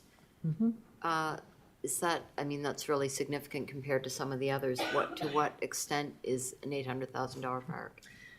So through you, Madam Chair, that park includes, I can actually direct you to that park includes sport courts, a playground, obviously, some trails, and if you look on page 90, the description is there.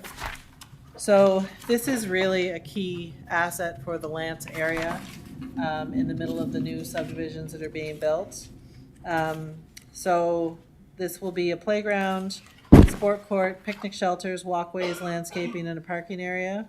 And this is a 3-year build, so it'll be built over 3 years, primarily using some grant funding as well as open space contributions from the developer for that Lance development, for the Kiln Creek development. Okay, thank you. Turn the chair back over to you. Thank you. And we've got Councillor Musa. Thank you, Madam Chair.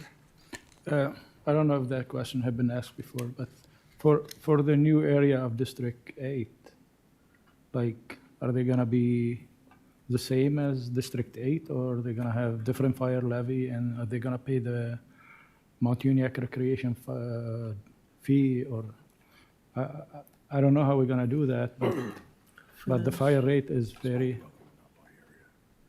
different. Through you, Madam Chair, the fire rate would be the same as they paid before. Do you mean the folks that joined? But how can somebody explain to them, you're in district and you pay 2 fire rate? They would only pay 1 fire rate. So the fire boundaries are different than our electoral boundaries. The fire boundaries are different than the electoral boundaries. Oh, the fire boundary are different? Yeah. Oh, okay. Yeah, so they stick with their fire boundary.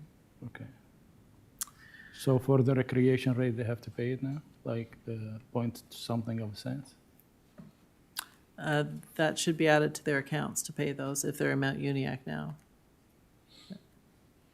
Thank you. And I guess we would look for, the general statement when we put that in was, if you live in the 2 Mount Uniac districts, you pay for it.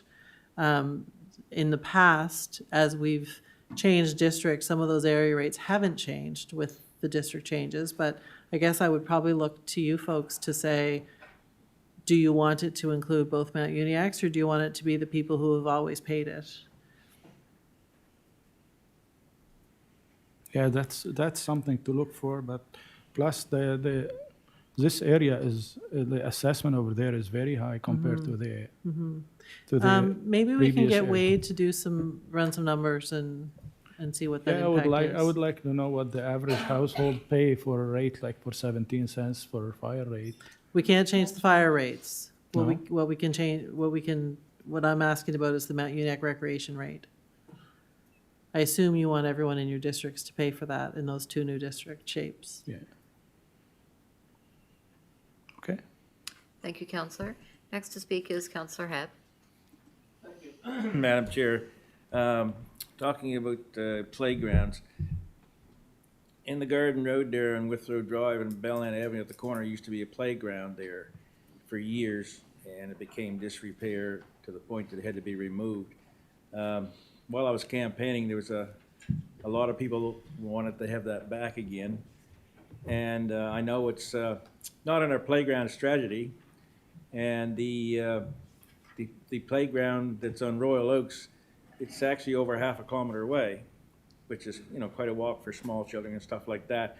It's just outside the playground strategy, but I think it's something we got to look at, and I'm going to make a motion here, and we'll see where it goes. To have council request options of what could be there, estimated costs associated with those options. We could also look at something this coming year for a future study with plans for install for next year.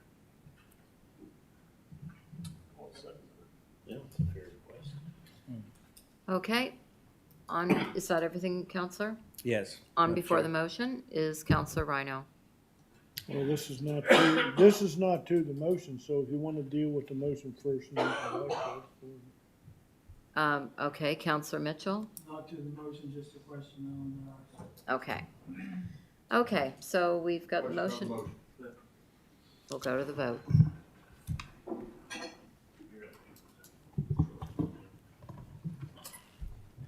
He's got no money. Walter votes yea. Okay, so the motion is passed unanimously. Okay. Counselor Rhino, go ahead. Thank you, Madam Chair. I know the minister, the Director of Finance, said that there would be a report coming next week on the Sportsplex.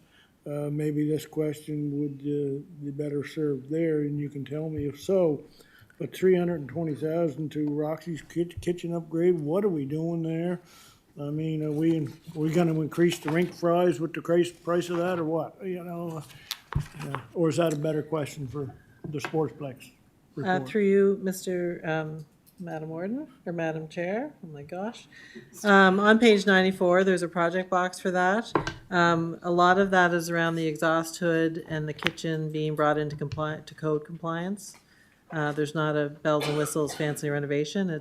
There's a lot of code issues that. How would has those code changed, or has it just been neglected over the years? I'm not sure of the details, but we can speak of that next week.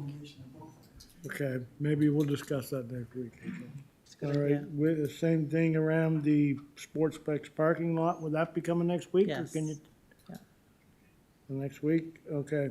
Lloyd E. Matheson Center, mechanical upgrades. Can you go in a little bit of detail on that?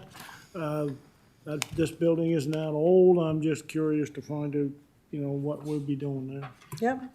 So on page 96 of your budget, there's a project box there. We've had Efficiency One conduct an audit of this building through that Roving Energy Manager program.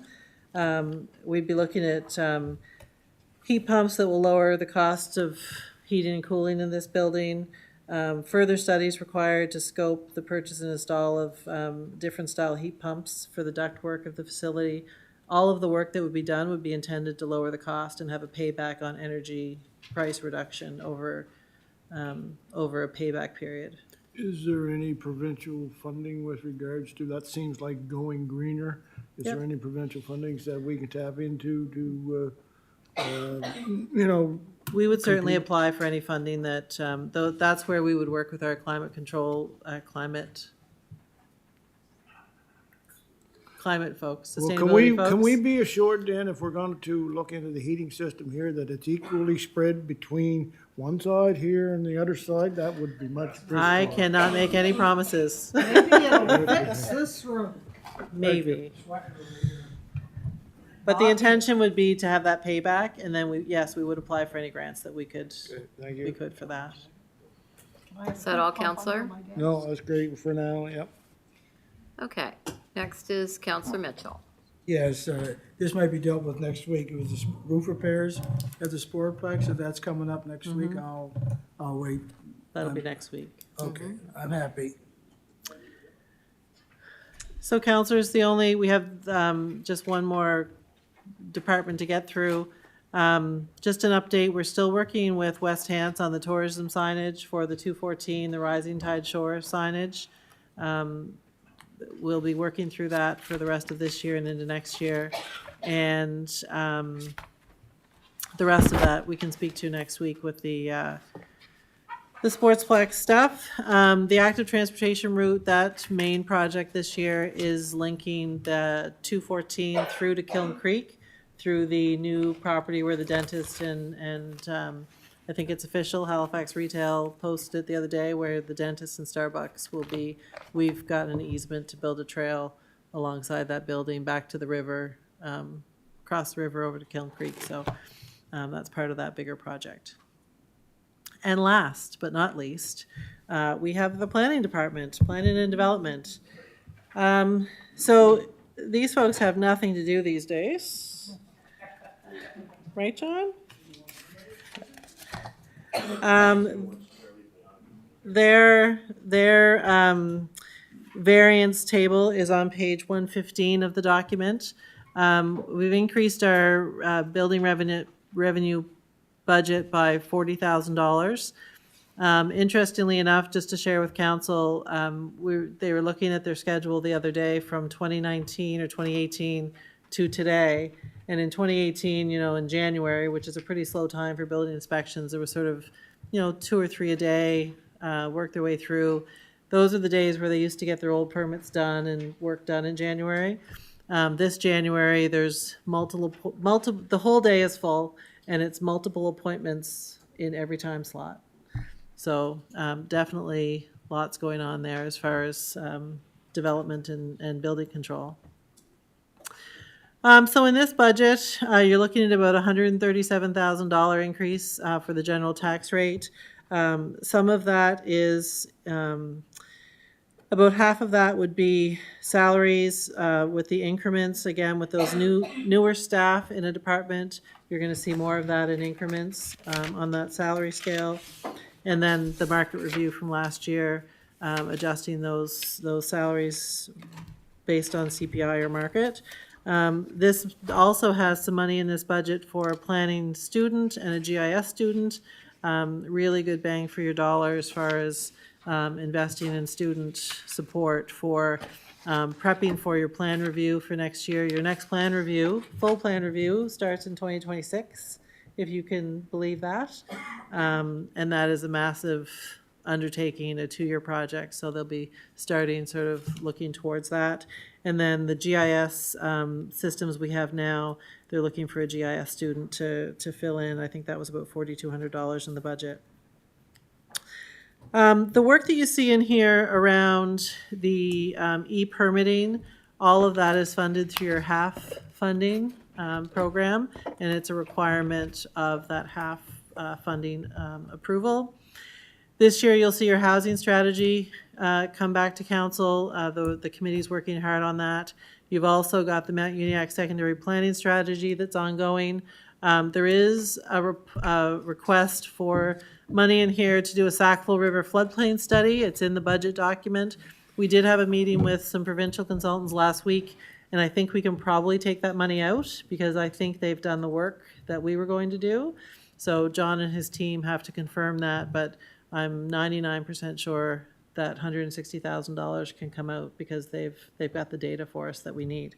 So that was fantastic news last week, for sure. So, but it's still in the draft budget, and as this process works its way through, we'll figure out the difference there. Okay, a couple of counselors on to speak. First, Counselor Mitchell. Thank you, Madam Chair. I was driving around today between Elmsville and Enfield, and I was amazed at how many excavators started working in the last week or two. I'm very impressed that they've chosen East Hansas to develop. Thank you, Counselor. Next to speak is Counselor Dixon. Thank you. Through the chair, just e-permitting. Oh, sorry.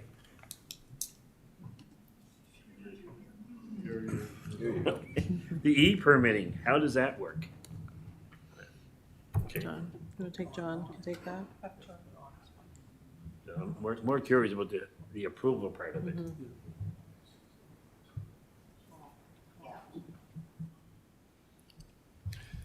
Through you, Madam Chair. So right now, we use a program called Town Suite, which is really an internal program. So, that's how we process all our permits and calculate the fees and then draw statistics from. What we're looking at now is a public-facing side to it, so that people can go online and start applying for a permit and hopefully pay for a permit all seamlessly. We're not exactly sure what that looks like yet. We're looking at what vendors are out there in terms of a solution, but that, the idea is there's less, right now when somebody pays for a permit, typically they come in here and, we get them to sign the permit and then we walk them down to finance to pay their bill and then, then give them their permit kind of thing. So it's still very much a manual system. Okay. Yeah. So the approval still comes back to a human. Oh, yes. Yeah, so that process doesn't change. So you submit a set of plans, we do the plans review to make sure it complies with the building code. The development officer reviews it to make sure it complies with the land use bylaw. So none of that changes.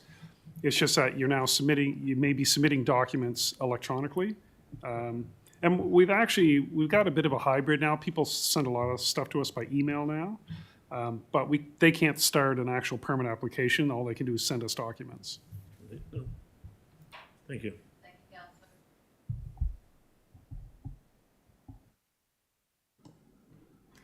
Next to speak is Counselor Perry. Thank you, Madam Chair. Through you to staff, with the data being identified on that flood river plain study, are we going to receive a report of those findings and that information? Through you, Madam Chair.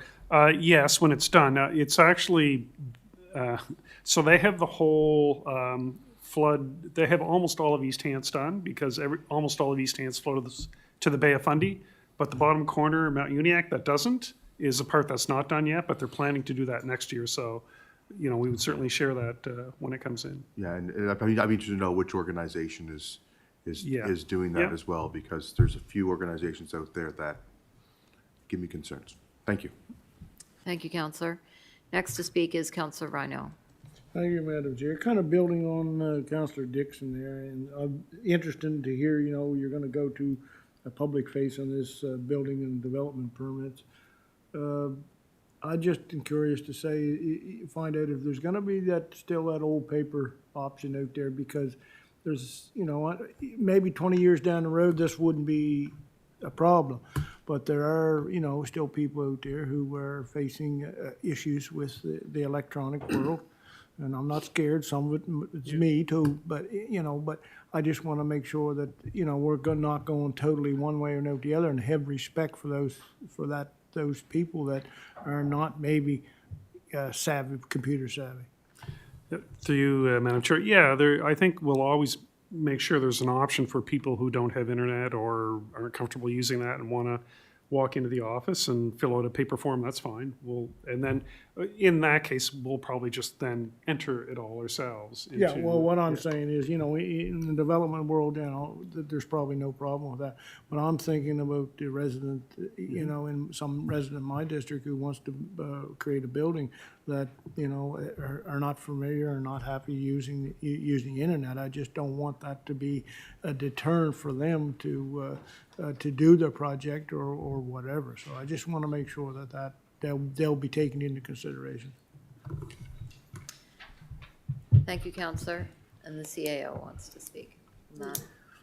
So, Madam Chair, that is the business plans in a high level.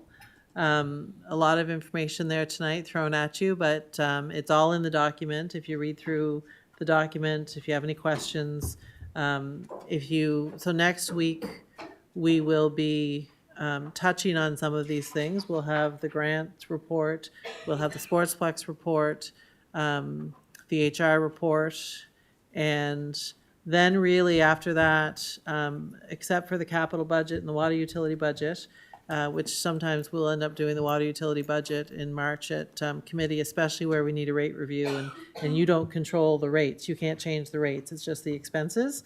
So for those newer on council, sometimes that water budget comes later and it's sort of irrelevant to this process. But if you have questions before next budget meeting that you want answered, if you're going through the document and you have questions, or if there's data that you'd like to have, please email Wade, and he can sort of sort through that. And if it's something we can prepare and have that answer and share it with all of council, we'll do that.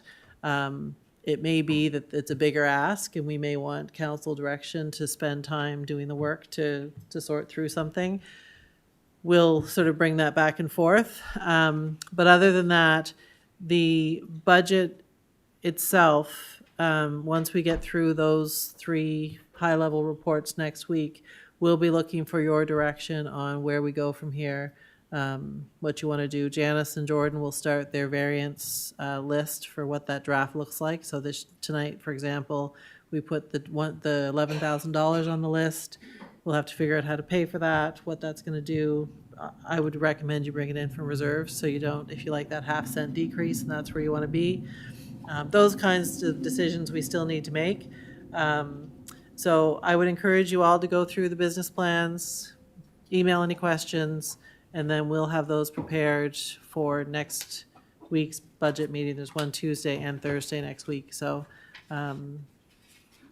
yeah, I think from what I presented to you tonight, what Wade's presented, a lot of work to be done, a lot in this budget, but I think it's doable, and I think it's in line with your strategic plan that we have right now, and I think it will continue to be in line with moving forward with what plan you come up with in May and June, so. 8:58. Okay, thank you. So we are approaching our time of adjournment. Our next budget meeting is Tuesday, February the 11th at 7 o'clock, and I'd be looking for a motion to adjourn. Moved and seconded. All those in favor? Aye.